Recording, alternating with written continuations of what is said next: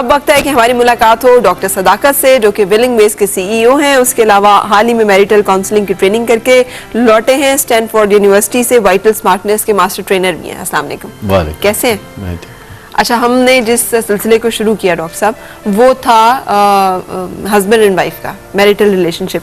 एक उस सिलसिले में मैं ईमेल आपके साथ चाहूँगी कि शेयर करूँ और आप उस ईमेल को जहन में रखते हुए फिर हमें बता सकें कि किस तरह से हमने उन मामलात को सही करना है। इसमें इन्होंने कहा मेरा नाम जो है वो ना बताएं, और बात यह है कि हस्बैंड जो है वो मिलिट्री ऑफिसर की तरह घर में बिहेव करते हैं।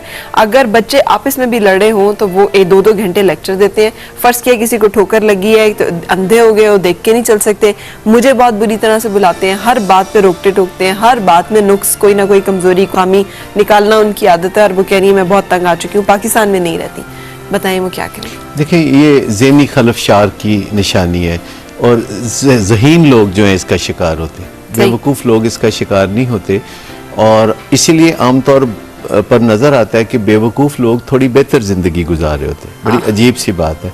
ज़हीन लोग जज्बाती तौर पर ज़हीन नहीं होते ज्यादातर, जब तक कि वो सीख ना ले।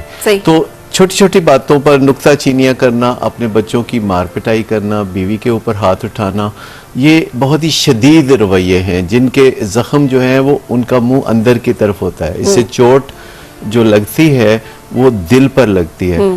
तो ये जो ज़हनी खलफशार है, ये जो इनर सिविल वॉर है, ये अंदरूनी एक खाना जंगी है जो घर में माहौल को खराब किए रखती है। अब क्या करे कोई, अगर एक बंदा इसका शिकार हो तो वो क्या करें, उसमें कैसे उन्हें मदद हम कर सकते हैं? सबसे पहली बात तो है कि रद्द अमल ना दे, जिम्मेदारी अपनी ज़ात पर कबूल करे। जब भी कोई मसला होता है तो उसका कोई एक फ़र्द जिम्मेदार नहीं होता, दोनों अफराद जिम्मेदार होते हैं।